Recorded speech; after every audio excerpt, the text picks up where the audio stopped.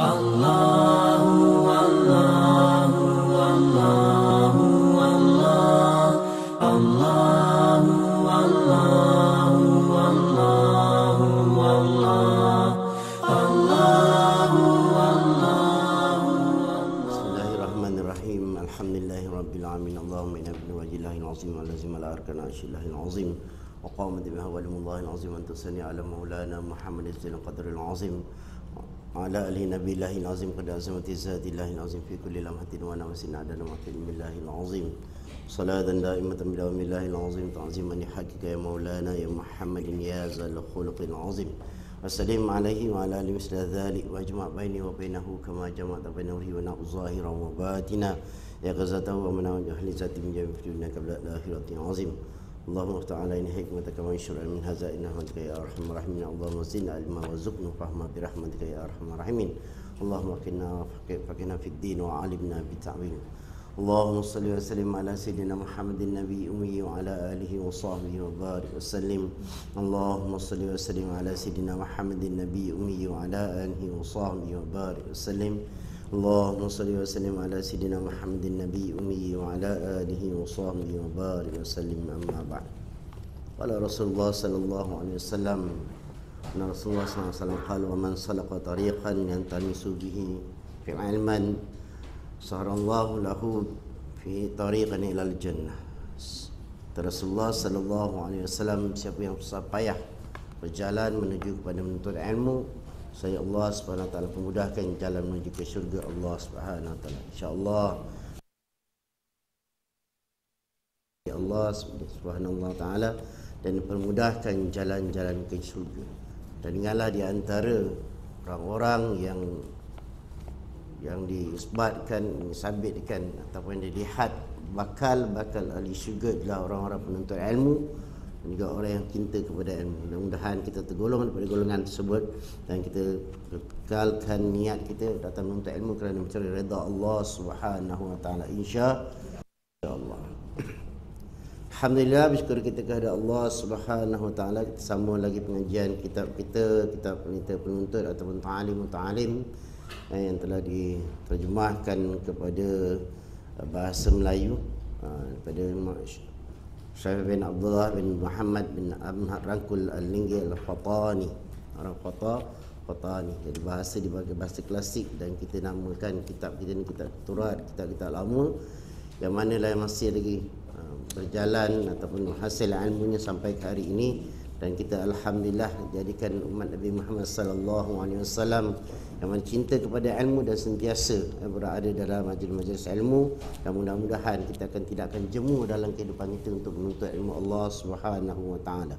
Dan kita masuk pada kitab kita pada muka surat 75 pada kitab Rumi, dan muka surat 28 pada kitab Jawi. Saya terima pada kitab 75 jauh Kita Jawi masih awal lagi, tapi awal maksudnya dah sampai perjalanan kita. Dan kita masuk pada bab yang dikatakan adalah cita-cita. Kita dah sampai, dah berusaha berlemah lembut dalam menuntut ilmu, sampai kita berjaga malam dan sebagainya. Sekarang ni kita sampai pada bab cita-cita luhur, betul lah. Cita-cita luhur. Dan tidak dapat kata musannif kata sallallahu sirah, kata pengarang kitab ini, nulis kitab ini, dan tidak bagi penuntut ilmu itu daripada cita-cita yang tinggi pada ilmu. Tak boleh. Tidak maksudnya kena sebersungguh-sungguh, dan mesti ada pada diri kita, pada jati diri kita untuk menuntut ilmu dan bercita-cita tinggi. Maknanya apa? Nak menjadi yang terbaik. Kalau hari ni dia kata apa? Hari ni orang pandang apa? Pada peringkat, kalau belajar dah lepas sekolah menengah, naik kepada peringkat apa? Peringkat diploma, dan naik lagi kan, naik dan terus sampai PhD dan sebagainya.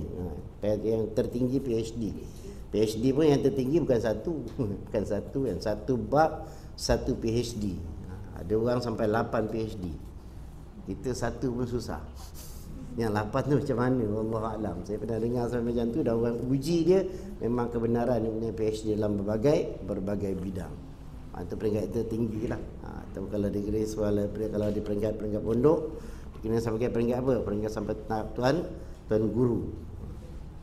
Kalau sampai dalam keadaan orang yang menggunakan sijil di tahap apa? Tahap jadi dapat gelaran doktor. Doktor pada ilmu. Namun begitu itu adalah tingkatan ilmu. Tingkatan ilmu. Yang paling penting di antara tingkatan ilmu adalah tingkatan ilmu dan tingkatan di diri. Itu yang paling penting.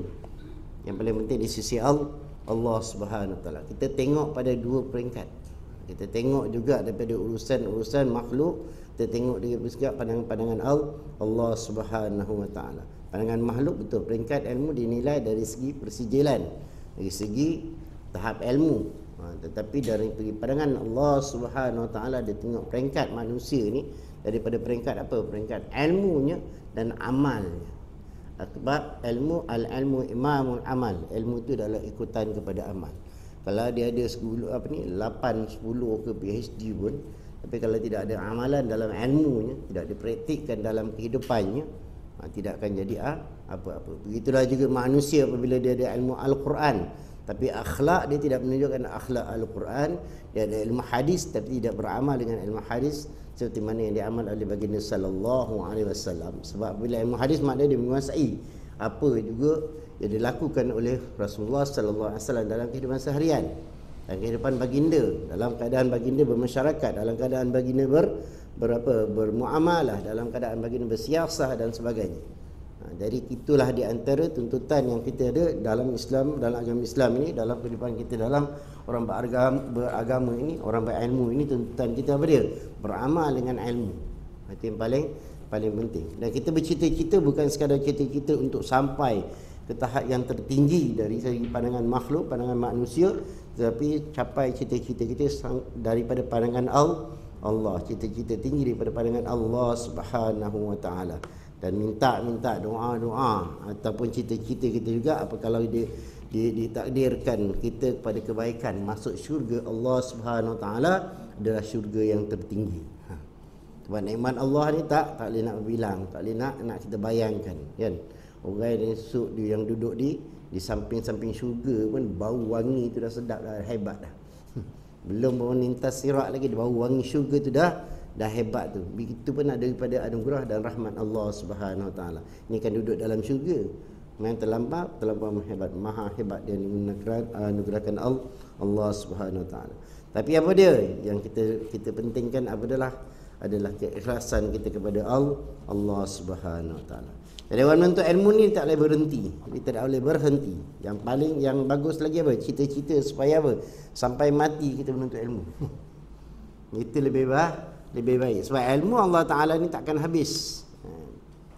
Takkan habis. Sebab kita ada sebut apa? Ilmu Allah Ta'ala ni jika lautan dijadikan sebagai tinta, dijadikan sebagai dakwat, kan? Dan gunung ganang dijadikan sebagai pena, sebagai kalam, tak akan habis untuk menulis ilmu Allah Subhanahu Wa Ta'ala. Kita tengok orang pada dulu, kan? Orang dulu karang kitab lagi banyak-banyak, besar-besar kitab. Kan semua hidup dia, kadang-kadang umur dia, saya Ibn Hajar 40 tahun je umur dia, tapi mengarang kitab beratus kitab, tak pernah habis, masih ada lagi. Kemudian tetap juga sampai sekarang pun masih ada mengarang kitab, walaupun dah banyak kitab-kitab yang ada. Kenapa buat apa nak garang kitab lagi? Banyak dah kitab ada, kan?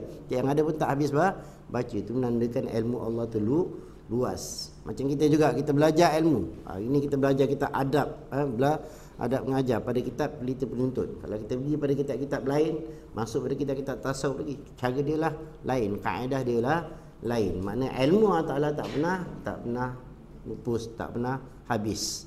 Maka begitulah juga kita, jangan kita berhenti hidup kita daripada menuntut ilmu Allah SWT. Begitu juga dengan guru. Dan hari ini kita belajar dengan guru A, kemudian besok kita belajar dengan guru B. Kadang-kadang kitab yang sama, tapi penyampaian, penghuraian dia berbeza.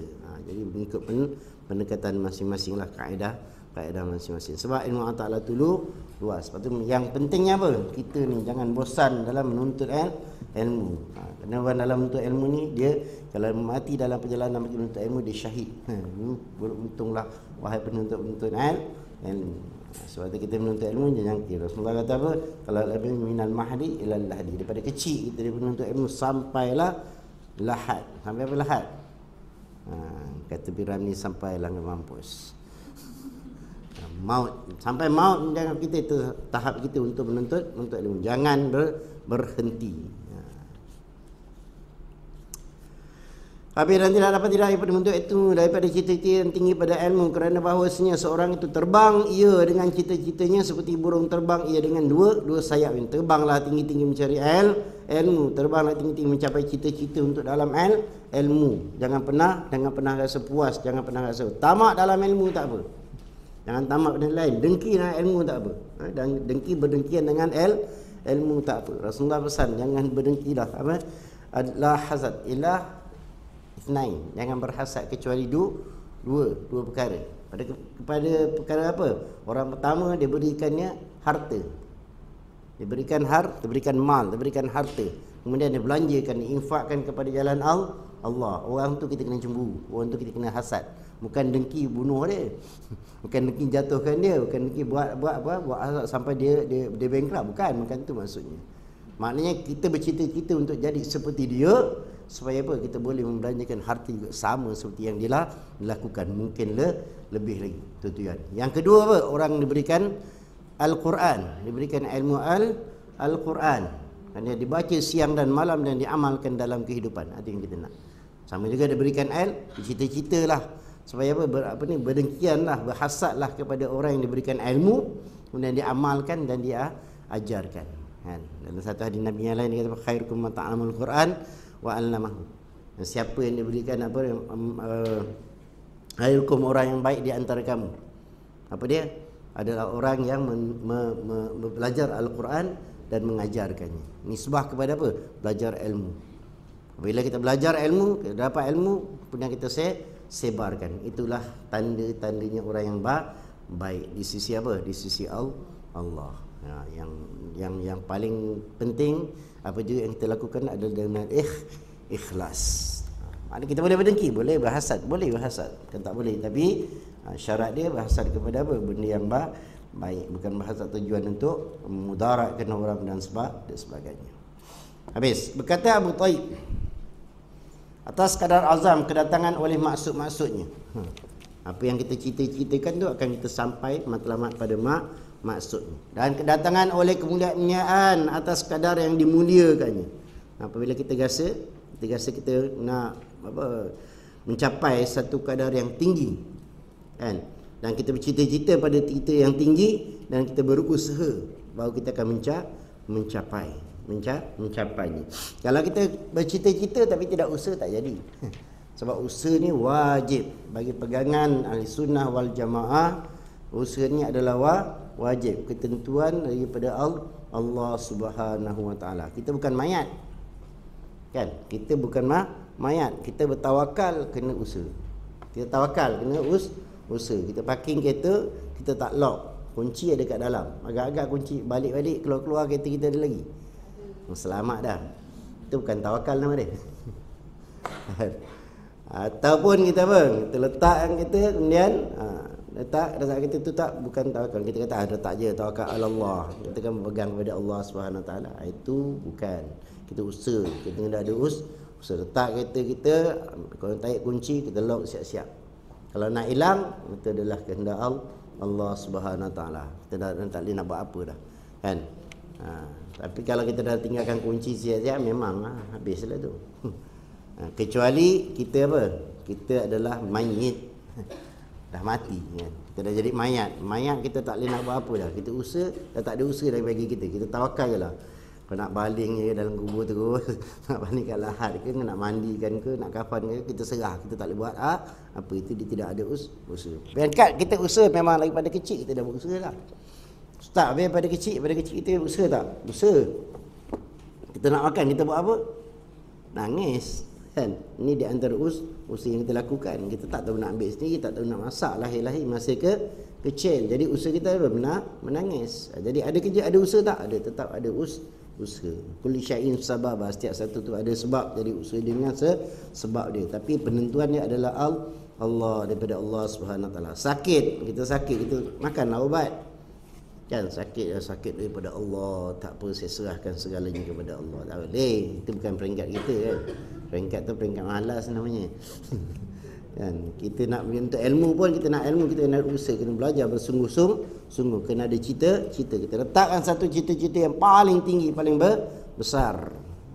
Dan apa kata musannif lagi? Dan besarlah pada pandangan orang-orang yang kecil oleh kecil-kecilnya. Besar pandangan orang-orang yang kecil pada barang kecil. Dan kecillah pada pandangan orang-orang yang besar oleh yang besar-besarnya. Apa ni? Menurut pada cita-cita. Cita-cita kita kalau kecil, kita tengok barang besar pun kita jadi apa? Jadi tengok barang kecil pun jadi besar. Tapi kalau cita-cita kita besar, barang kecil ni kita anggap tak ada apa pun.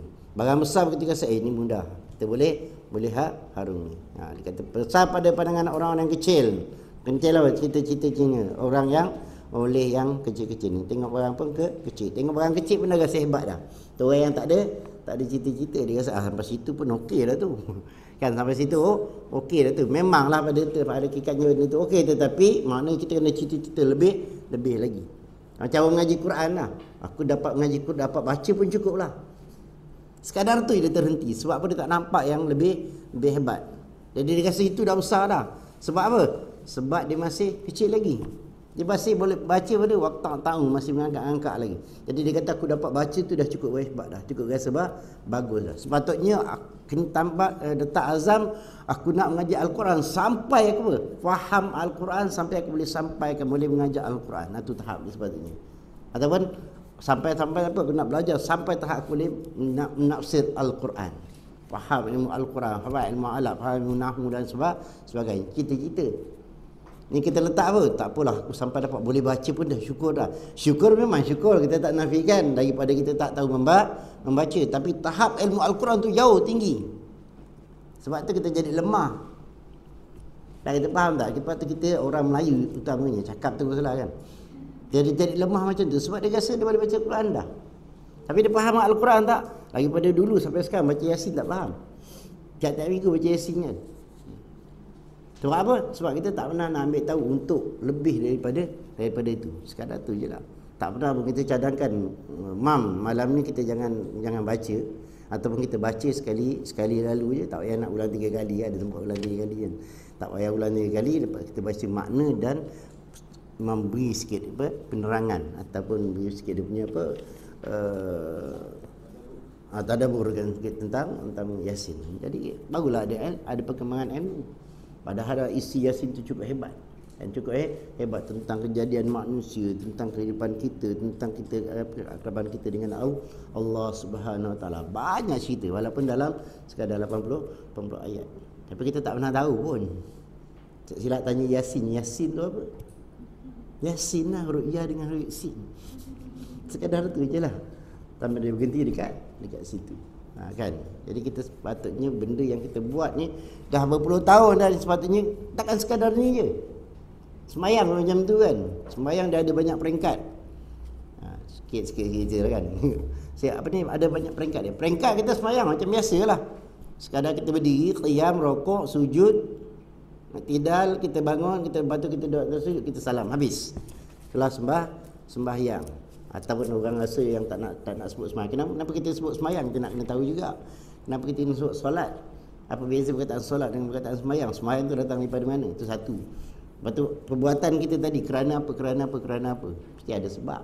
Dalam hadis diceritakan terang-terang. Kita sekadar tu je lah. Daripada dulu itulah rokok kita. Lepas tu kita duduk bergaduh. Kan rokok macam ni tak sempurna, kena tunduk lagi, kena ini lagi, tangan tak boleh bengkok, kena tegak. Tak berada pasal satu je. Pasal banyak benda lain lagi dalam bab solat sahaja yang kita nak cerita. Kalau bab fiqh, bab cerita pada ulama fiqh, ustaz-ustaz fiqh, bab solat ni very very sensitif. Salah Fatihah ada, tak sah sembahyang dia kata. Tak sah manjang. Dan ulama fiqh kita tak nafikan sebab dia pandang dari segi fiqh. Tapi kalau segi orang tasawuf, orang usuluddin, kat sembahyang je lah. Setelah kau uduk kau ada, ke sembahyang bacaan kau ada, walaupun kau tak sempurna, orang Melayu baca dengan sempurna. Kan Arab ke lidah Arab. Kan? Orang Minang lidah dia lain. Melayu ni macam bangsa-bangsa pecahan bangsa. Orang Jawa pun Melayu juga. Jawa lidah dia lain. Kan? Orang Batak lidah dia lain. Malaysia dia orang Batak. Ada sepihan lah yang mana yang datang dah duduk sini kan. Mana lain tak sama. Kita dengan orang Arab tak sama. Orang Arab dah cakap kita pergi Kelantan. Orang Kelantan tak sama. Kan beza. Lagi segi dialek, bacaan. Kan? Kecuali orang memang terpelajar, dia belajar ilmu Al-Quran, dia belajar ilmu lorah, cara sebutan bahasa dan sebagainya, itu lagi. Kalau kita nak cek semua Fatihah, dalam 10 orang nak cari satu yang betul-betul fasih, lancar pun belum pasti. Kalau nak cerita macam tu, ramai sembahyang tak sah. Last sekali orang kata, malah aku nak sembahyang, aku sembahyang tak sah. Itu segi pandangan mereka. Tapi kalau orang nak tasawuf pada Rasulullah, dia sembahyang. Selagi bila kita dah tasyahud pada kita punya apa, tasdik pada kita punya kalimah syahadah, kita dah kena solat dah. Dah kena solat dah. So jangan terlampau ni sangat, jangan terlampau. Ada benda yang boleh kita ekstrim, ada benda yang boleh kita santai saja. Sebab kita nak tarik orang pada ibadah. Patut terangkan hikmah ibadah, kenapa kita ibadah. Kenapa kita kena solat, kenapa kita kena dekatkan diri kepada Allah Ta'ala sentiasa. Kenapa kita kena solat jemaah. Lelaki jangan duduk rumah, sembahyang kat rumah tu bukan lelaki tu, perempuan. Kan? Benda tu yang kita kena terapkan. Banyak kita tak terapkan, maka orang kat Islam tu sekadar macam tu je lah. Kat Malaysia lagi susah. Orang Melayu dia lahir dari Islam. Saya paling takut. Ni yang berlaku kebelakangan ni. Dalam masa seminggu 3 perkara berlaku. Islam hina Islam. Kenapa jadi macam tu? Sedih kan? Sedih ibu-ibu. Jagalah anak-anak kita, sedih sangat. Kita ada anak dia yang mengaku 15 juzuk, hafal 15 juzuk, tak tidak Allah alam. Tapi kalau dia hafal 15 juzuk, sekadar tu je lah sebab dia hafal. Dia sekadar hafal macam tu, kosong. Dia tak faham apa yang dia hafal. Dia tak faham kalam-kalam, kalimat yang dia hafal. Kata-kata tu apa? Alif lam mim tu apa? Zalikal kitab tu apa? Dan dia tak memahami langsung apa yang dia hafal. Dia jadi macam tu. Rosak macam tu. Akidah tak ada. Kan? Contoh macam dulu kes apa? Ayapin. Saya suka timbulkan benda ni balik, Ayapin. Yang ikut dia bukan calang-calang. Anak-anak yang mengaji Mesir. Ada yang ikut. Kenapa? Sebab dia mengaji lorah. Mengaji bahasa Arab. Dia tidak mengaji syariah. Dia mengaji syariah tapi dia tak mengaji akidah. Kalau mengaji syariah, minta maaf, dia akan faham tentang halal haram dan sebagainya, tapi dia tidak sandarkan kepada yang isi. Dia tak nampak benda tu. Itu yang jadi. Dia buat kenyataan dia maki dan sebagainya. Lepas tu tengok kenyataan yang sebelum ni, rupanya dia berfikir Islam tu, dia fikir agama tu dengan akal dia saja. Dia tak fikir sandarkan kepada Quran hadis. Rasulullah cakap, aku tinggalkan kau 2 perkara. Kau pegang ni tak sesat. Dia menyalahkan Tuhan dengan kata apa, Tuhan tak adil. Dia kata manusia tak adil. Makanan haiwan pun kita ambil. Makanan tumbuh-tumbuhan ni sepatutnya itu makanan haiwan. Kenapa kita ambil? Dia cakap benda ni. Siapa yang tengoklah. Kan? Padahal orang tak ada jadi ketumbuhan dan haiwan itu makanan manusia mungkin makan. Tapi dengan syarat dia. Dengan syarat makanan haiwan kena disembelih mengikut syarat syariah dan sebagainya. Haiwan dia tempat dia di hutan.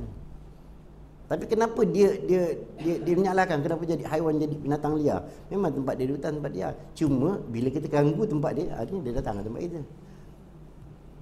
Dia nak cerita tentang keadilan. Dia fikir sendiri. Aku dah tak tahu, aku dah pening dia fikir. Kalau fikir sendiri memang pening. Sebab dia kita bersandarkan kepada Quran hadis. Rasulullah dah kata dah 2 perkara. Fa in tanaza'tum fi syai' farudduhu ila Allah wa Rasul. Apabila kita bertelingkap, apabila kita pening, apabila kita mencari sesuatu jalan yang pada dengan Allah dan Rasul, Quran dan hadis. Apabila kita fikir sendiri, jadi macam tu, jadi rosak. Yang seorang dia tak tahu, dia menuntut ilmu dengan tahu apa, tapi tujuan dia tak ada. Ni kita nak tahu. Cita-cita kita bukan sekadar cita-cita untuk jadi orang hebat, tapi kita ada cita-cita kita kepada Allah Subhanahu Wa Taala. Apabila ada ilmu, jangan lupa beramal. Bukan sekadar ambil ilmu, pandai balik, kitab simpan. Dulu kami waktu tu selalu dia tegur, jangan balik sampai ni kitab duduk atas je. Sama macam kita orang Melayu. Kan? Dah khatam Al-Quran dah. Lepas dah khatam dah habis, disimpan je sampailah berabuk Al-Quran. Jadi dia ingat nak khatam tu peringkat tertinggi. Kan orang kita khatam tingkat tertinggi. Lepas tu saya baca balik, tak tahu. Untuk agak panjang pendek dia apa semua dan sebagainya. Bukan sekadar tu. Mengaji Al-Quran bukan sekadar faham tajwid, bukan sekadar faham apa, banyak isi Al-Quran. Kita nak sebenarnya memahami Al-Quran. Dan jangan cuba, boleh bukan tak boleh, tapi jangan cuba dan jangan berpegang terlalu apabila kita membaca makna Al-Quran. Kan ada orang kata, saya tak pandai baca ustaz, tapi saya baca tafsir, ataupun bukan tafsir, dia baca kitab makna dia kan. Ada yang perakata lah, ada yang satu-satu. Tak akan faham. Umpama kita baca ni, kitab ni, saya segarkan, siapa boleh baca, bacalah. Sebab bahasa dia terlalu klasik. Ini baru kitab kita. Tapi kalau Al-Quran, tak boleh nak tafsir gitu. Kita kena ada ilmu penafsiran. Ada ilmu kita baca. Kalau saya ada baca kitab tafsir Ibn Kathir, tapi baca, kita bukan tafsir. Sebab kita tak layak untuk tafsir. Orang-orang hebat yang ada PhD untuk tafsir itu hak dia. Jadi kita kalau rasa-rasa benda yang kita tak faham, kemudian kita tinggalkan, atau kemudian kita merujuk dengan yang alim. Fas'alu ala zikri. Kan, kita rasa kita tak boleh, jangan. Tapi kena baca jugalah. Saya selalu ingatkan, saya kena baca juga. Kita tafsir supaya kita boleh faham. Tapi kita tak faham, rujuk. Jangan buat penafsiran sendiri.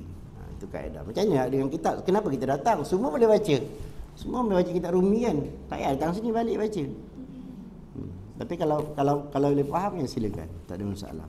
Tapi kalau tak faham ni, tengok martabat lah, azam lah, apalah. Kan, tengok benda bahasa-bahasa dia yang besar pada pandangan orang-orang yang kecil dan kecil-kecilnya, apa benda kan. Jadi kita kena faham apa yang kita baca. Bila kita faham tentang Islam, kita akan beramal dengan Islam yang sehebat-hebatnya. Sebab tu bila tak faham tentang Islam, dia akan jadi huru-hara lah. Dia akan jadi huru-hara. Dia akan buat penafsiran sendiri. Sebetulnya Islam ni apabila diamal yang keadaan yang terbaik, mengikut cara Rasulullah sallallahu alaihi wasallam, orang akan pandang hebat. Sebab Rasulullah dia berdakwah dengan berbagai cara, termasuklah dengan akhlak. Sampai Rasulullah dah wafat pun orang masih teringat dan tertarik dengan akhlak Rasulullah sallallahu alaihi wasallam. Habis, teruskan kita insya-Allah. Dan bersalah pada pandangan orang-orang yang kecil dan oleh yang kecil-kecilnya, dan kecillah pada pandangan orang-orang yang besar cita-citanya oleh yang besar-besarnya. Dia tengok yang besar pun kalau dia ada cita-cita, dia rasa dia yakin boleh sampai. Tak ada yang susah payah tu adalah lazim dalam kehidupan. Maksudnya apa? Kedatangan oleh maksud mendapat akan dia itu akan kadar ahli azam, ahli cita-cita dan martabat padanya, pada apa yang dia cita-citakan lah.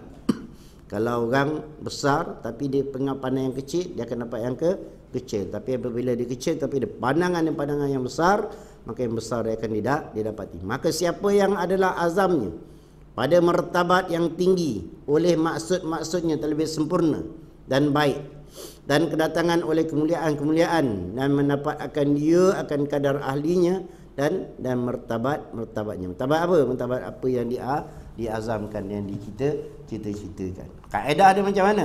Saya masuk terus. Kaedah dia apabila kita berazam untuk mencita-cita kepada yang lebih tinggi, kepada yang lebih besar, kita nak jadi orang hebat, orang alim, kita kena berani untuk menuntut ilmu yang lebih hebat. Kalau kita dah khatam Al-Quran, kita masuk pula buat tajwid yang lebih hebat. Kemudian carilah ilmu qiraat dan sebagainya. Itu lagi peringkat Al-Quran, terus dan naik.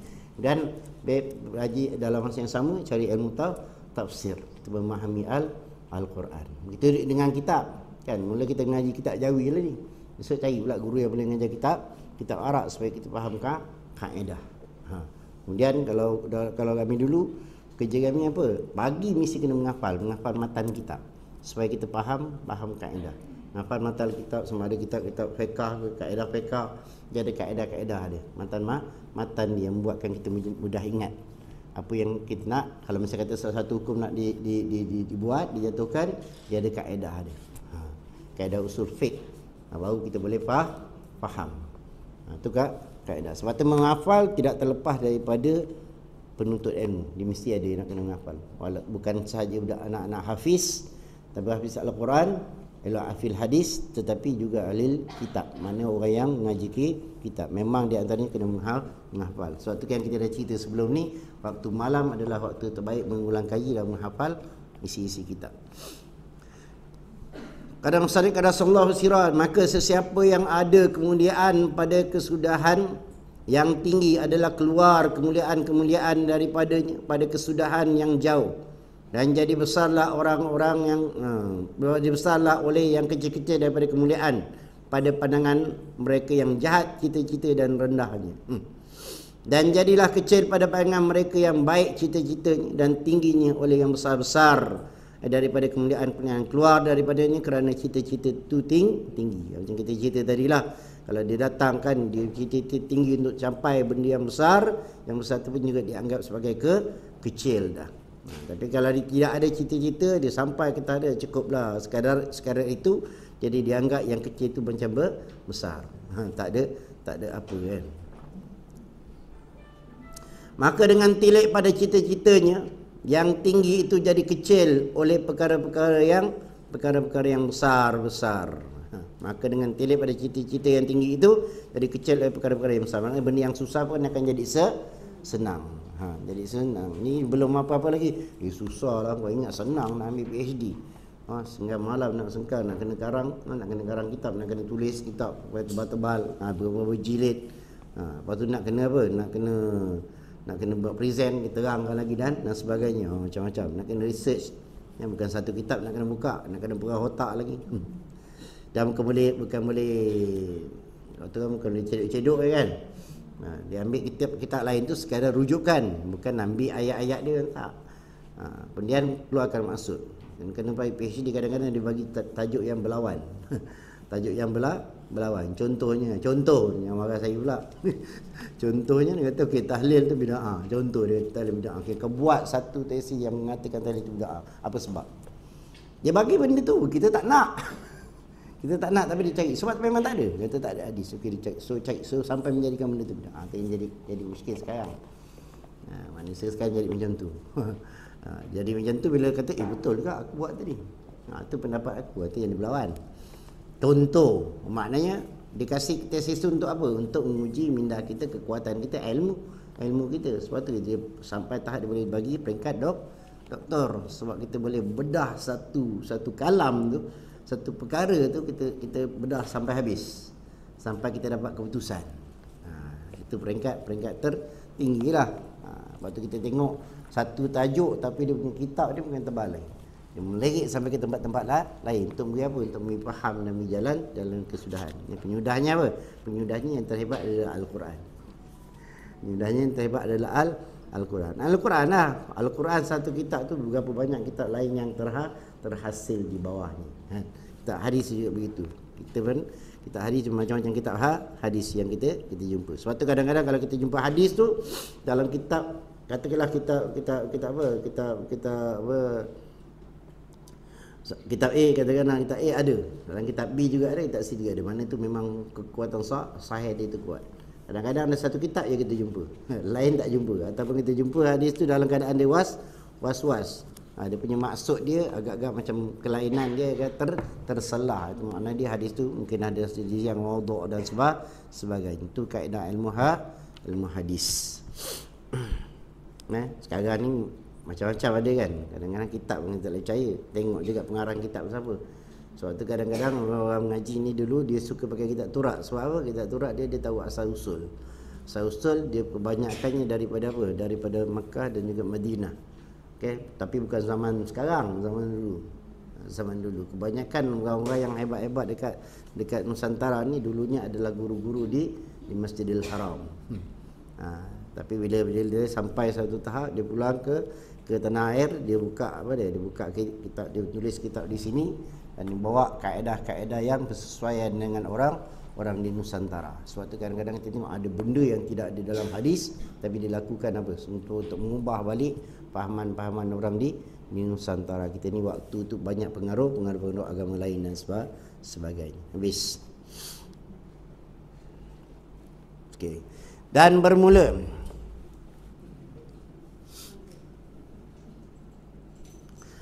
salah baca. Dan bermula kepala pada mendapatkan perkara-perkara itu sungguh-sungguh dan cita-cita. Untuk mendapatkan sesuatu matlamat adalah tujuan dia ataupun yang besar sekali. Apa dia? Yang perlu kita lakukan adalah bersungguh-sungguh dan cita-cita. Dia ada cita-cita, tak sungguh, tak usaha pun Tak boleh. Dia ada sungguh-sungguh tapi tak tahu nak sampai kat mana. Tak boleh juga. Itu ada matlamat. Maka sesiapa yang adalah cita-citanya menghafazkan sekalian kitab Muhammad bin Al-Hasan, iaitu Al-Imam Al-Rabbani daripada Al-Imam mazhab Hanafi. Ini di antara beri contohnya lah. Adalah ia dimasyhurkan dengan banyak kitab-kitabnya dan minta ia demikian itu akan bersungguh-sungguh dan berkekalan istiqamah. Maka nyatalah bahawasanya menghafaz itu akan terlebih banyak atau setengahnya. Makna apa? Makna kalau kita ada satu cita-cita, contohnya lah, kita nak sampai menghafal satu kitab, satu matan dan sebagainya, ataupun nak menghafal Al-Quran. Kita ni bukan anak budak hafiz, kat sekolah hafiz lain lah, tapi memang kerja dia menghafal. Jadi kita cita-cita apa? Nak menghafal keseluruhan 30 juzuk Al-Quran contohnya. Ataupun yang tadi dikatakan menghafal kitab-kitab Syekh Al-Rabbani, Imam Al-Rabbani ni, iaitu Syekh Muhammad Al-Hasan daripada Imam Hanafi. Dia banyak matan yang keluar. Kan? Dia macam mana kita nak buat? Makna kita bersungguh-sungguh dan bercita-cita untuk menghafal semua sekali. Tapi kalau misalnya kata tak capai, sekurang-kurangnya kita dah sampai setengah ataupun sebahagian. Itu maksudnya cita-cita dengan bersungguh-sungguh. Kalau capai matlamat sampai separuh, sampai keseluruhan, contohnya mengajar Al-Quran sampai 30 juzuk, alhamdulillah. Jangan kata kita rasa kita tak boleh buat, tuan-tuan. Tengok kita ni, ini semua murid-murid dah senja ni. Boleh ke menghafal 30 juzuk Al-Quran? Boleh, insya-Allah. Kan? Anak-anak kita tu menghafal berapa lama? Ada yang 5 tahun, ada yang sampai 10 tahun, ada yang sampai 6 tahun, ada yang kadang-kadang 3 tahun hafal 30 juzuk. Mereka anak-anak yang masih belajar lah. Kalau mereka boleh, kenapa kita tak boleh? Kalau mereka ambil tempoh 3 ke 5 tahun, kita pun boleh capai. Paling lambat, kita lambat mungkin tambah 2 tahun lagi lah. Dan tak apalah pelan-pelan. Tapi kita ambil kaedah yang sama. Satu hari berapa ayat kita harus hafal. Mesti kena buat. Kita nak buat, sebenarnya kita nak ataupun tak nak. Ada cita-cita ataupun tidak. Kalau tak ada cita-cita, tak adalah. Itu je yang kita hafal. Ayat lazim tu kita hafal. Apabila kita tak ada cita-cita, kita takkan hafal. Contohnya Yasin. Jadi ulang balik Yasin. Sebab Yasin Melayu suka baca Yasin kan. Siapa hafal Yasin? Kalau tak ada cita-cita, takkan hafal. Baca tu je lah 10 tahun dulu, 20 tahun dulu, Yasin je. Hafal yang mana? Tu je lah yang Yasin tu yang hafal. Lebih tu tak hafal. Kan? Kan kita baca berapa lama dah? Tanyalah. Kalau imam-imam yang baca tu pun kadang tak hafal. Sebab apa? Dia tak tujuan nak hafal, dia baca je. Padahal kalau orang baca, bila dia dengar orang lain baca, dia tengah-tengah contohnya, dia akan ingat, ni surah Yasin ni, dia tahu dah. Tapi kan itu dah ada jalan untuk hafalan. Tapi kenapa tak nak hafal? Dia kata sebab apa? Tak ada kepentingan. Orang awam lagi tak ada kepentingan, aku kan nak jadi imam. Kan? Orang awam lagi, aku kan nak jadi imam, buat pernah hafal. Padahal kita nak hafal bukan kerana kita nak jadi imam, kita nak hafal bukan kerana kita nak jadi apa? Al-Hafiz, nak bergelar Al-Hafiz dan sebagainya. Tapi kita nak cari redha Allah. Kadang-kadang imam pun pening. Dia kata akulah kena hafal nampaknya. Tapi Yasin pun tak hafal juga. Dia hafal surah-surah tertentu. Surah Sajadah kena hafal sebab nak baca pagi Jumaat. Kan? Al-Quran besar. Di sana ada Quran besar tak kapan. Dan lagi malang hafal. Boleh jadikan sebagai rujukan. Kadang-kadang kalau seorang tu hafiz, dia hafiz tapi dia kena ada rujukan. Dia kena ada Quran besar, dia tak depan juga. Sebab apa? Sebab apa? Takut kat belakang dia tak boleh menyaut. Kan? Takut yang kat belakang. Terutama imam-imam tarawih kan. Kerana imam tarawih dia datang seorang. Yang belakang ni bukan hafiz. Dia baca surah tu panjang-panjang. Ataupun dia baca surah memang surah-surah yang dihafal dalam Al-Quran. Takut dia tersilap dan sebagainya, dia boleh rujuk pada Al-Quran di depan. Kadang-kadang orang yang bersifat tawaduk, dia tanya ada Al-Quran tak? Dia tak perlu Al-Quran besar, dia nak letak Al-Quran. Walaupun Al-Quran sekadar Al-Quran biasa, supaya dia boleh merajaah ketika dia baca. Dia tak nak tunjukkan yang dia hebat hafal, kadang-kadang macam tu.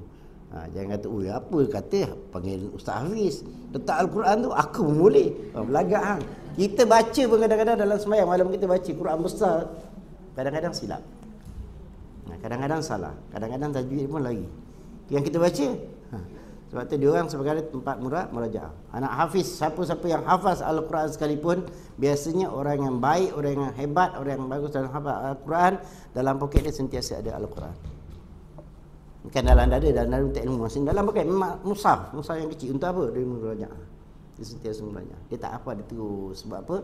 Dia tahu manusia akan ada kesilapan. Sebab kita, kalau kita tengok kita duduk di Masjidil Haram sekalipun, imam hebat tu, Sudais tu, boleh katakan dia presiden kat situ sekarang, dia antara yang hebat kan. Itu pun kadang-kadang ada kesilapan. Kita tak tahu sebab kita bukan hafiz. Tapi bila kita balik share, entah perasan tak tadi ni Ustaz ni apa ni sudah baca ni salah. Maknanya kita tahu kita bukan hafiz, tapi dia kata memang ada kesalahan. Maknanya orang yang hafal dia tahulah.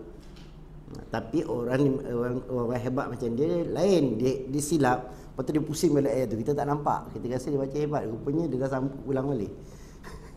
Itu kaedah mereka lah kan. Kalau kita dah salah apa tu, rokok je lah.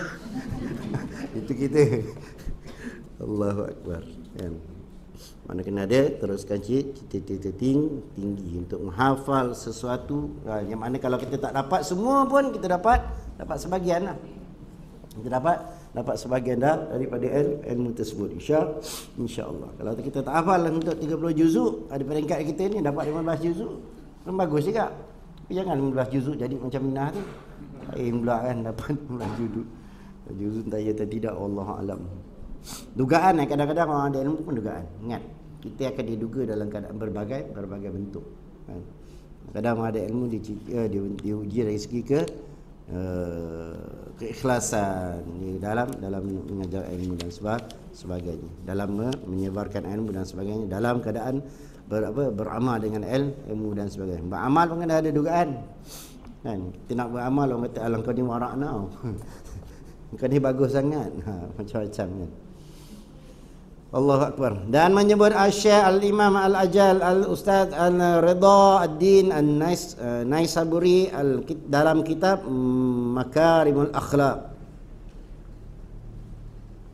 Dah sampai situ tadi? Belum. Maka adapun apabila adalah baginya cita-cita yang tinggi, yang tiada ada baginya sungguh-sungguh, atau ada baginya bersungguh-sungguh, dan tiada ada baginya cita-cita tinggi, nescaya tiada dapat baginya melainkan ilmu yang sedikit sahaja. Yang ada cita-cita tinggi tapi tak bersungguh. Dia nak jadi orang hebat, dia nak jadi ulama, dia nak sampai tahap PhD tapi tak sungguh-sungguh.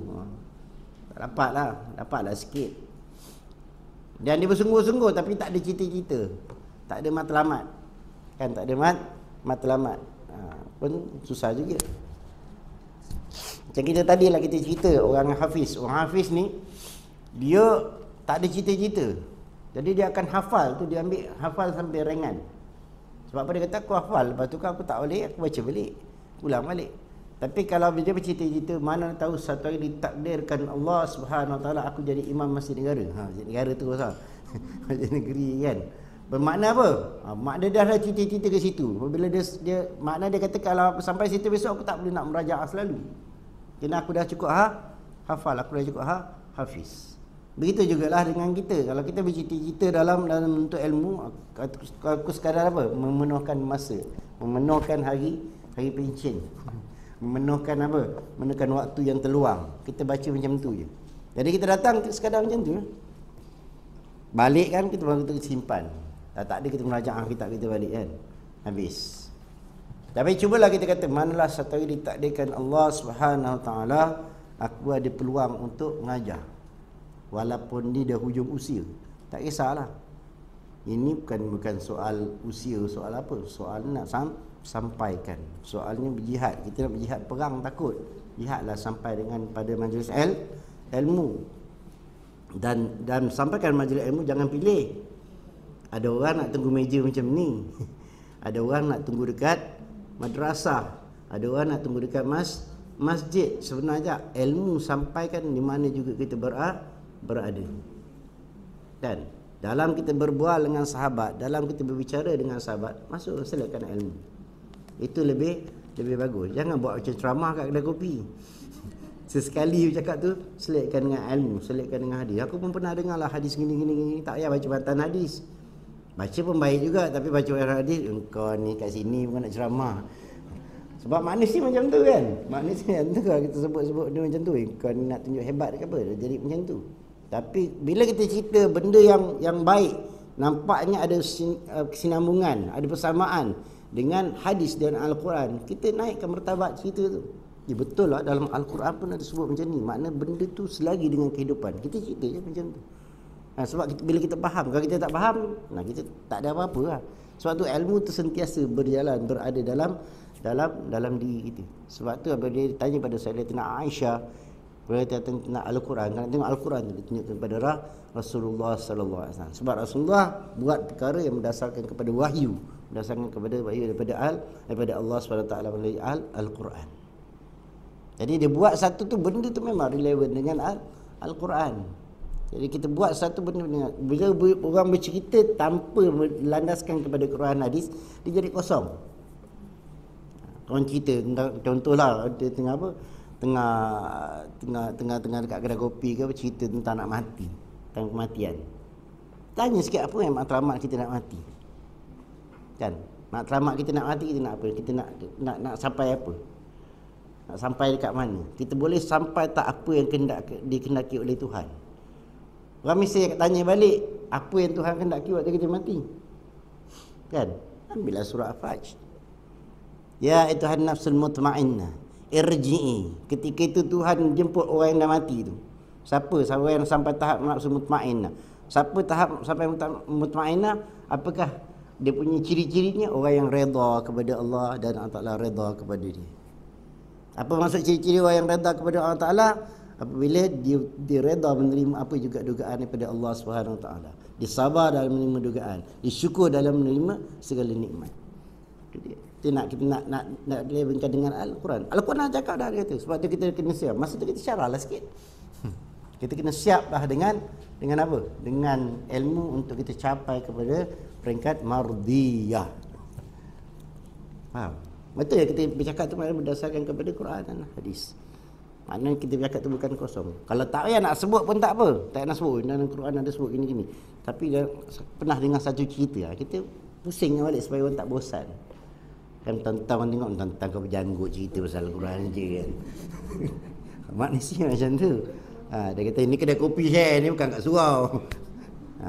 Tapi saya suka dengan sahabat-sahabat dalam tablet. Saya suka dengan dia. Sebab apa saya suka? Sebab saya tak boleh buat macam tu. Dia sanggup tinggalkan, jangan marah kakak-kakak kan.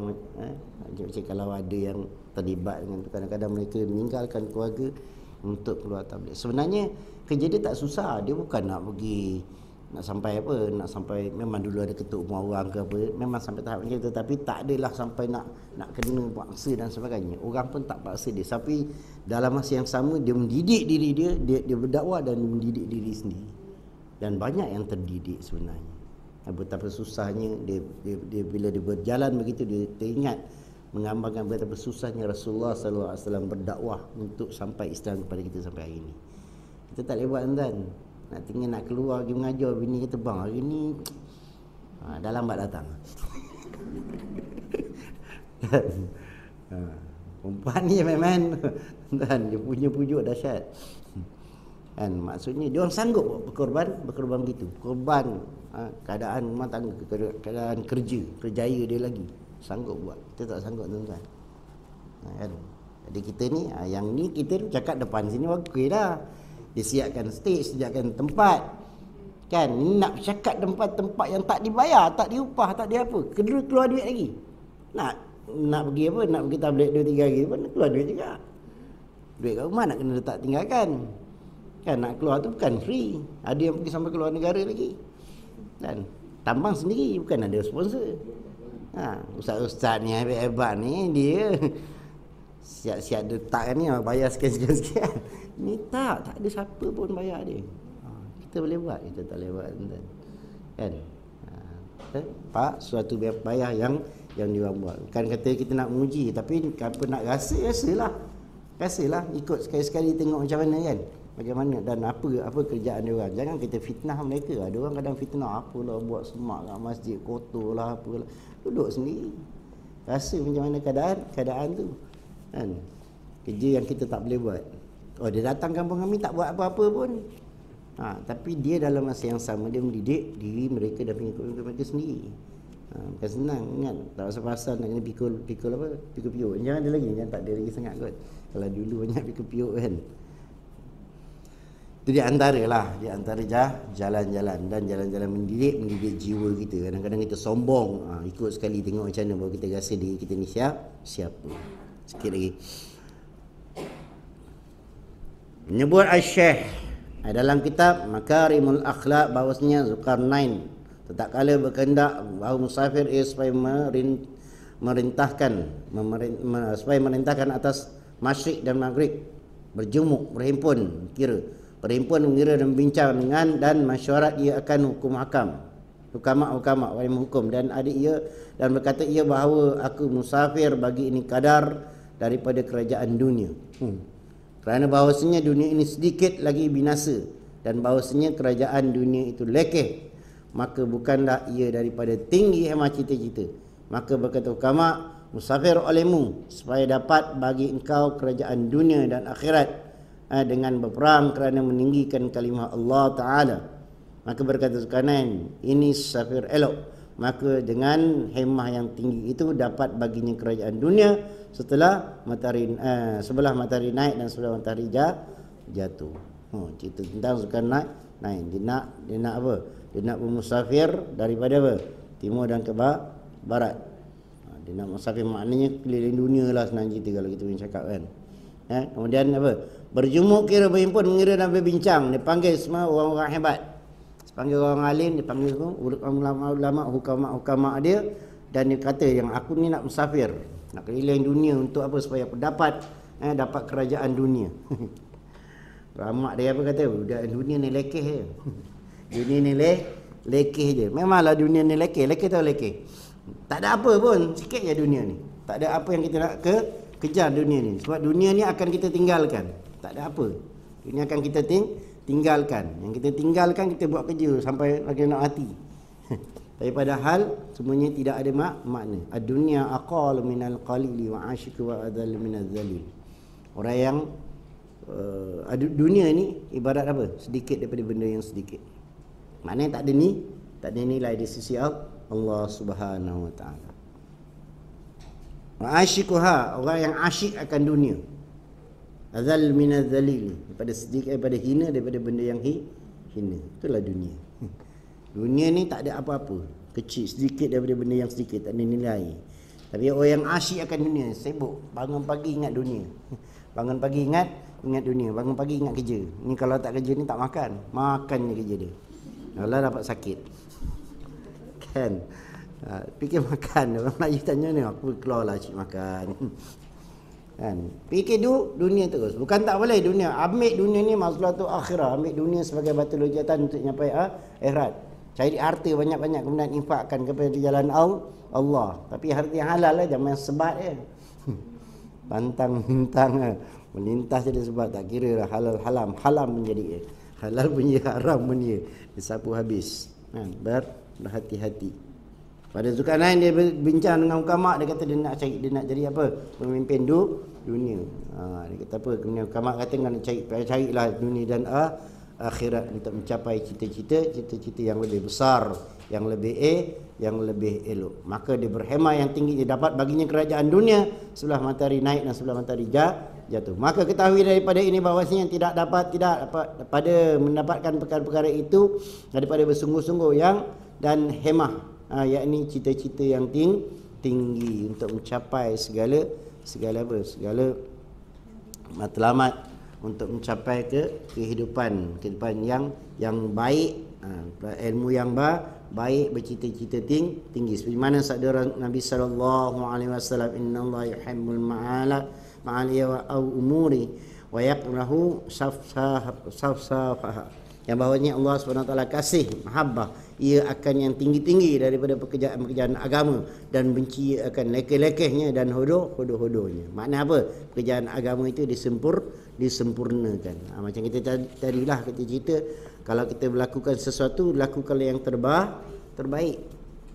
Kalau kita bab biasa je, bab semayang je, lakukan yang terbaik. Yang baru lepas ni apa? Bab kurban, lakukanlah yang terbaik. Kan, lakulah yang terbaik. Ni ambil apa ni, lembu yang tulang macam mana, daging pun tak ada. Kan, orang kita ni macam tu. Kan, dia cari yang murah. Yang murah paling murah mana? Paling murah. Dia datang kat ladang kat tempat nakkan lembu kan, yang paling murah ni, yang paling murah. Paling murah dia cari adalah lembu tulang. Lembu tu tak nak makan sebulan dah. tulang je dia ambil. Kadang-kadang kita nak sembelih macam ni tulang nak bagi apa ni meninggal. Bagi tulang buat sup. Tapi kalau cari patutnya datang-datang kalau ada di mana yang terbaik. Kan? Kemudian waktu apa? Waktu nak cari yang kelompok, kadang-kadang kita kaji kelompok kan, seronok buat gitu. Cari yang kelompok, cari yang mana mahal. Kan? Biasanya kelompok apa 7,5. Carilah yang 9,5 kan. Yang setengah satu bahagian, 1,000 satu bahagian. Berapa besar? Barulah selera tengok dia punya tengkuk dia kan. Lembu tu, tengok dia purba ke dia. Baru seronok sikit, nak sembelih pun seronok sikit.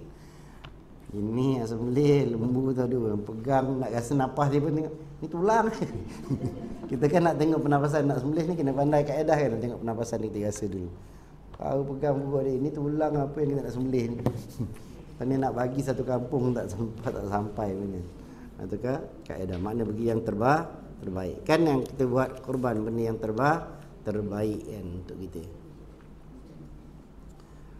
Jadi yang dikasihi oleh Allah Taala adalah pekerjaan-pekerjaan agama yang tinggi, yang hebat-hebat. Dan kata syair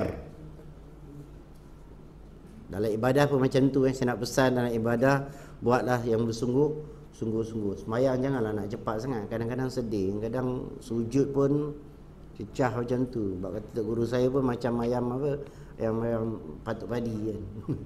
Tuk dah. Kan? Tak lekat. Padahal di tempat sujud itulah yang terbaik kita berbisik dengan Allah Subhanahu Wa Taala. Kita tak nampak. Kita ni tak nampak tempat yang hebat. Kita rasa kita nak cepat je. Cepat kenapa? Kenapa nak cepat? Dunia lah. Sebab dalam otak kita dunia je. Kan ni kejap lagi kan nak ni sambung ada meeting lagi tak boleh lama-lama. Kadang-kadang sebabkan meeting tinggal mana dia? Tinggal lagi berat. Kita buat cepat-cepat tu okey lagi lah, adalah buat. Tapi lepas tu tinggal. Sepatutnya kita buat yang terbaik sebab kita menghadap Allah Subhanahu Wa Taala. Kalau kerja dunia, urusan dengan manusia, urusan dengan bos, kita boleh buat yang terbaik. Kenapa urusan dengan Allah Subhanahu Wa Taala yang sentiasa memandang, yang sentiasa melihat kita buat yang sambil lewa. Bos tengok bila ada masa. Bos datang, bos nampaklah. Kan? Lepas tu buat kerja baik-baik. Itu manusia macam tu kan. Tapi kita dengan Tuhan, dengan Allah Subhanahu Wa Taala yang sentiasa memandang kita. Sentiasa memandang. Sepatutnya kita buat lagi baik sebab kita tahu. Sebab tu Rasulullah dah pesan dah. Bila ditanya oleh seorang, ditanya apa? Bagaimanakah mana ihsan? Akhbarni anil ihsan. Khabarkan kepadaku maksud ihsan. Rasulullah kata anta'budallah ka'annaka tara. Kan? Apabila kamu beribadah kepada Allah Subhanahu Wa Taala seolah-olah kamu lihat Tuhan. Maknanya kita buat depan dia. Kita nak buat kerja, buat depan bos. Pada bos kita buat sungguh-sungguh sikit. Samalah kita beribadah, kita seolah-olah kita buat depan Tuhan. Seolah kita nampak Tuhan. Tapi dia kata Wa'ilam yang tarak, kalau kamu tak rasa kamu dapat melihat Tuhan, takut jadilah lain. Takut terbayang yang lain. Kita ni otak dunia kan, terbayang lain. Ingat yang kita bayang Tuhan yang duduk atas singgasana dan berbagai yang kita bayang, bila kita bayang dunia dah sebab kita tak pernah nampak. Kan? Jadi untuk mengelakkan perkara tersebut, ilmihu tarak, sesungguhnya tarak innahu, sesungguhnya dia Allah SWT yara, melihat engkau. Kita tak boleh nak bayangkan, takut terjadi syirik dan sebagainya dalam pandangan kita, dalam bayangan kita. Maka kita tahu bahawa Allah sentiasa memandang kita, sentiasa melihat kita. Maka daripada itu kita akan dapat jaga kesempurnaan ibadah kita insya-Allah.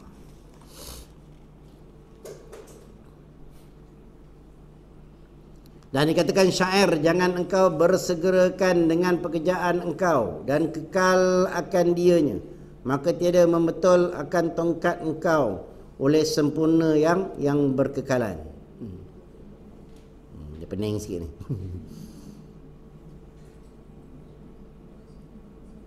Jangan engkau bersegerakan dengan pekerjaan engkau dan kekal akan dia, dengan dia, akan dianya.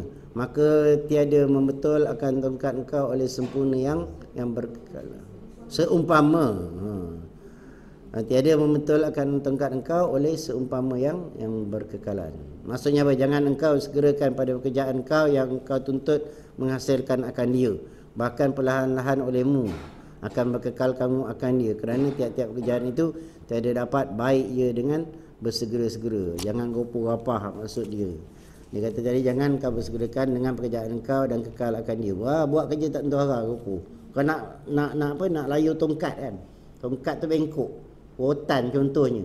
Kita tak boleh layu sekejap, kita kena sabar, relax, pelan-pelan untuk tegakkan tongkat itu, untuk layukan tongkat itu. Begitulah menghasilkan kerja, jangan nak bersegera. Jadi mi segera. Dimakan sedap tapi kesan dia yang masa panjang tak bagus. Begitu jugalah dalam urusan ibadah, dalam urusan mencari ilmu. Nak segera je nak dapat ilmu. Begitu juga dalam urusan ibadah, kita nak segera je, nak cepat je, nak banyak aje, tapi tak dapat apa. Rasulullah sallallahu alaihi wasallam solat malam berapa banyak? 2 rakaat saja. 2 rakaat saja. Berapa surah?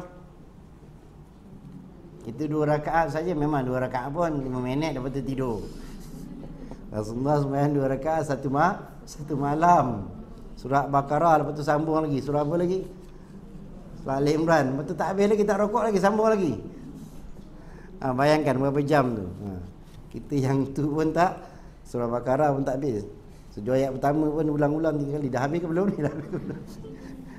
Tak hafal lagi kan. Tu maksud dia apa? Buat sesuatu tu dengan walaupun sedikit, walaupun itu dengan istiqamah dan bersungguh-sungguh dan kena bersabar. Sebab ilmu ni kena sabar, dia tak boleh tergopoh rapah.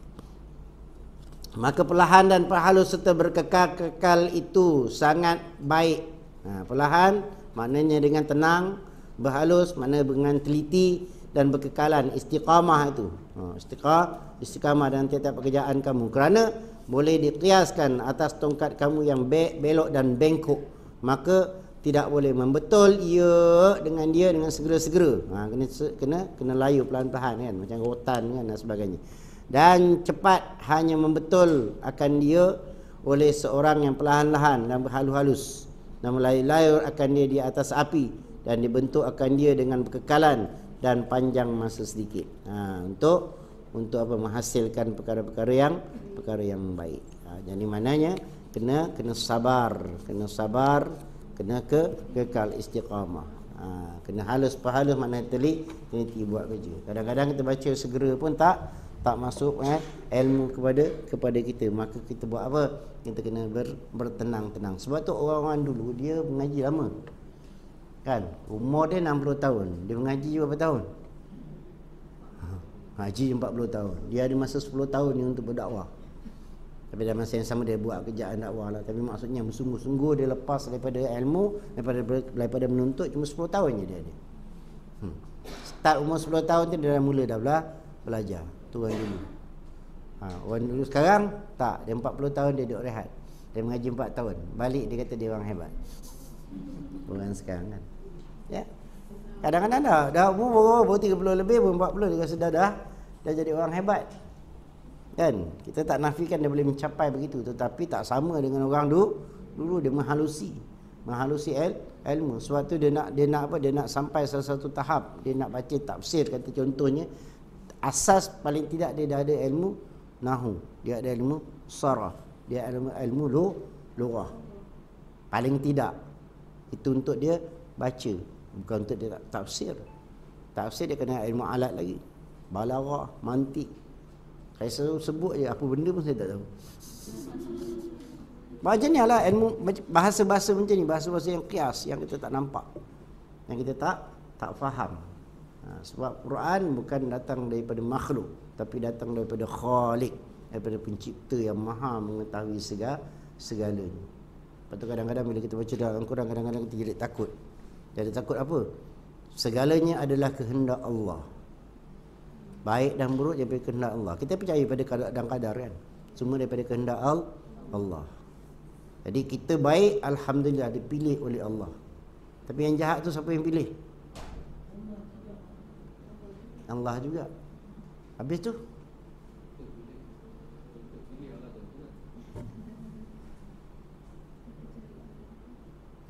jaga-jaga.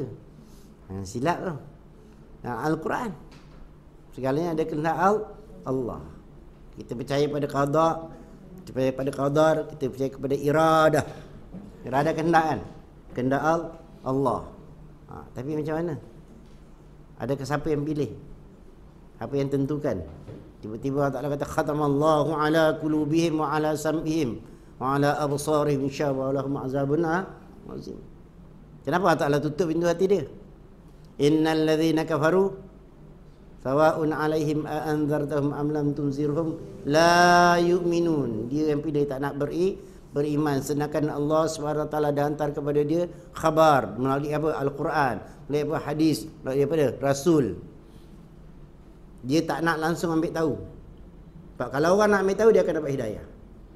Sebab kita tengok berapa banyak, berapa ramai pengkaji-pengkaji Al-Quran, apabila dia mengkaji Al-Quran walaupun dia bukan Islam, akhirnya akan dapat hidayah sebab dia nak ambil tahu. Tapi bila tak ambil tahu, dia tak akan.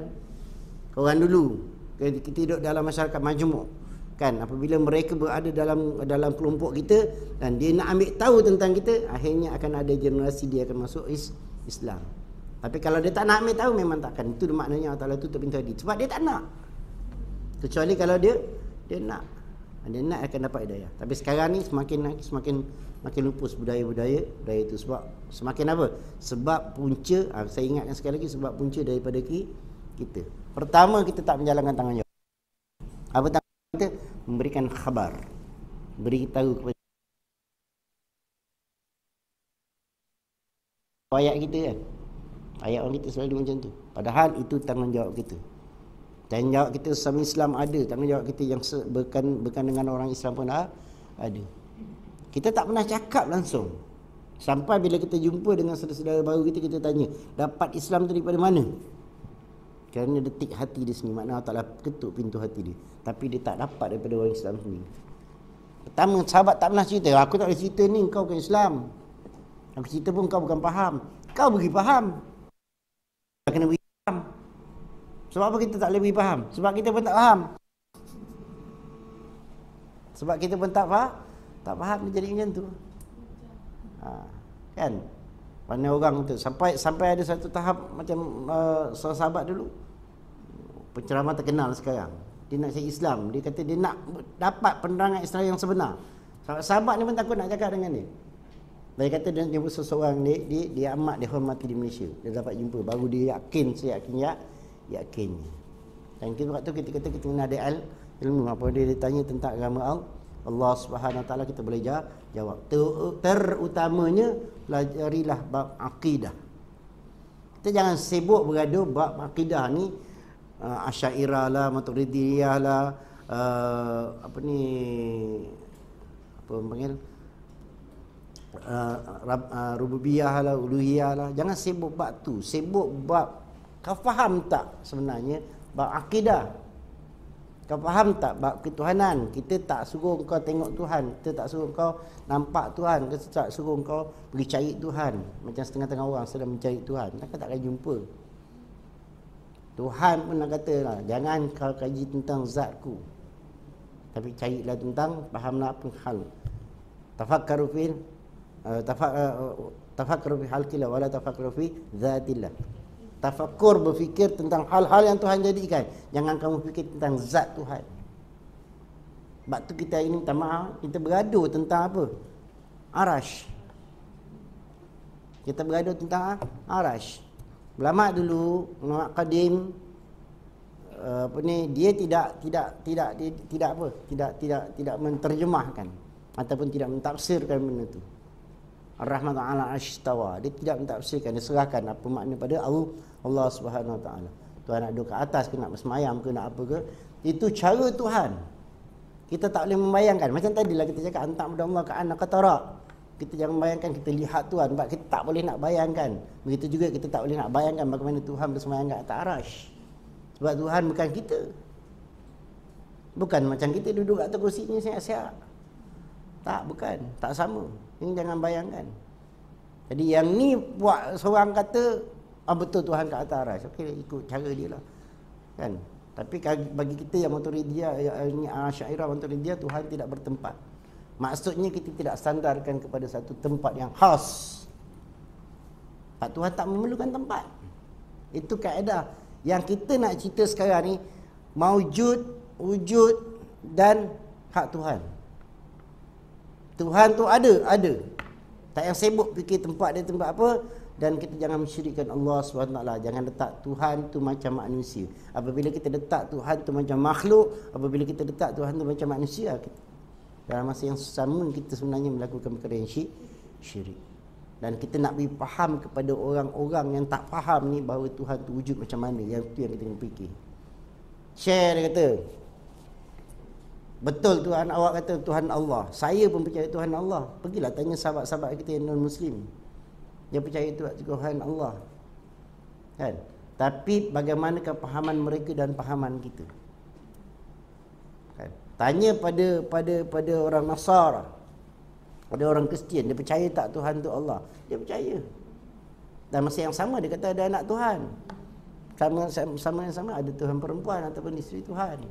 Dia percaya begitu. Dan dia kata Isa tu anak Tuhan. Yang kita nak beri faham kat dia yang Isa tu bukan anak Tuhan bagaimana? Sebab kita tak faham. Yang kita kena tekan kepada mereka sebab Isa tu dilahirkan. Apabila dilahirkan maknanya lemah. Sebab tu kita kena faham kaedah sifat 20 pula. Bila dia dilahirkan, bukan sifat Tuhan. Tuhan sedia kala. Tu yang kita nak cerita benda bab-bab macam tu, kita kena faham. Sebab benda tu orang dah tak nak mengaji dah. Pertama, orang tak nak mengaji. Yang kedua, ada unsur-unsur yang akan mengatakan benda sesat dan sebagainya. Yang ketiga, tak ada orang nak ajar. Yang nak mengajar pun nak kena faham. Bukan boleh cakap sebarang kan. Bukan. Dan bila dah tak ramai orang mengaji, mana ilmu itu semakin pupus. Bila tak ada, bagaimana kita nak beri penerangan pada sahabat-sahabat kita? Saya pun berlaku kekecewaan juga. Ada yang kadang-kadang kita ada sahabat yang bertanya tapi kita tak boleh jawab. Dan kita yang jadi gusar. Itu yang bukan Muslim. Yang sesama Muslim, yang pemikiran macam yang budak 2-3 hari lepas ni, kan? Dia memfikirkan Islam tu sendiri. Dia fikirkan Tuhan tu macam dia. Tuhan tu tak ada macam dia. Tuhan tu maha bijaksana. Al-Hakimul Alim. Dia yang bijaksana. Dia lagi mengetahui. Setiap dia jadikan tu ada hak masing-masing. Yang dia tak faham. Jadi dia fikirlah. Tadi yang kata di isim tu lentak lah. Isim apa tak tahu isim. Jadi masalahnya apabila dia kaji Al-Quran, dia kaji tentang Tuhan melalui akal dia sahaja. Akal kita ni sikit sangat. Ingat Nabi Allah Adam. Itu waktu kita kena mengaji Al-Quran. Nabi Allah Adam, siapa yang beri dia alim? Allah. Wa 'allama Adam al-asma'a kullaha. Taklah yang berikan dia ilmu tentang apa yang ada di atas muka bumi. Bukan dia sendiri. Begitu juga dengan kita. Kita mengaji. Itu usaha. Tapi yang dapat ilmu, yang beri ilmu Allah. Kita kena ingat tu. Kadang-kadang kita rasa, ustaz saya tak perlu mengaji, tak boleh mengaji, tak dapat. Yang itu kita punya usaha. Tapi ingat, yang menentukan, yang bagi kita ilmu adalah Allah Subhanahu Wa Taala. InsyaAllah. Maknanya apa? Janganlah teruskan menuntut ilmu, yang terus usahakan bercita-cita tinggi, jangan sekadar sebagai penuntut, kalau boleh sampai dapat mengajar. Tidaknya pada masyarakat kita. Kalau tak mengajar secara terus ataupun secara kata orang nak bergelar ustaz dan sebagainya, tapi kita boleh menyampaikan secara tidaklah langsung dalam kaedah kita bermasyarakat dan sebagainya. Sebab ilmu tu bukan berpandu kepada kita bergelar ustaz dan sebagainya. Tapi kalau dapat gelaran macam ni nak buat macam mana? Duduk je lah dekat depan ni kan. Tapi kalau tidak, bermakna kita akan teruskan. Sebab ilmu Allah tak akan pandang pada gelaran seseorang, tak akan pandang pada pangkat seseorang, tak akan pandang pada nama seseorang. Cita-cita tinggi adalah kita matlamat kita dengan Allah SWT, bukan dengan makhluk. Wallahu alam. Insyaallah mudah-mudahan dirahmati Allah Subhanahu Wa Taala, diberikan keberkatan dalam atas ilmu dan juga keberkatan daripada masyayikh kita yang menulis ilmu bagi kita, dan jadikan pegangan dalam kehidupan kita, amalan dalam kehidupan kita apabila kita dapat ilmu. Ala ilmu imamu amal, supaya kita terus dapat rahmat Allah Subhanahu Wa Taala insyaallah Subhanahu Wa Taala, dan kekalkan niat kita menuntut ilmu kerana mencari mardatillah insyaallah. Bismillahirrahmanirrahim. Alhamdulillahirabbil alamin wassalatu wassalamu ala asyrafil anbiya'i wal mursalin wa ala alihi washabihi ajma'in. Allahumma inna nas'aluka ilman nafi'an wa yaqinan shadiqan wa amalan mutaqabbalan wa rizqan halalan thayyiban. Allahumma faqihna fid din wa 'allimna bit ta'wil. Allahumma zidna ilma wa zidna fahma bi rahmatika ya arhamar rahimin. Allahumma iftah lana abwaab khair wa abwaab salamah wa abwaab sihah wa abwaab ni'mah wa abwaab barakah wa abwaab quwwah wa abwaab mawaddah wa abwaab rahmah wa abwaab rizqi wa abwaab ilmi wa abwaab maghfirah wa وبجنة برحمتك يا الرحمن الرحيم. ربنا ظلمنا أنفسنا ولم تغفر لنا وترحمنا لنكونن من الخاسرين.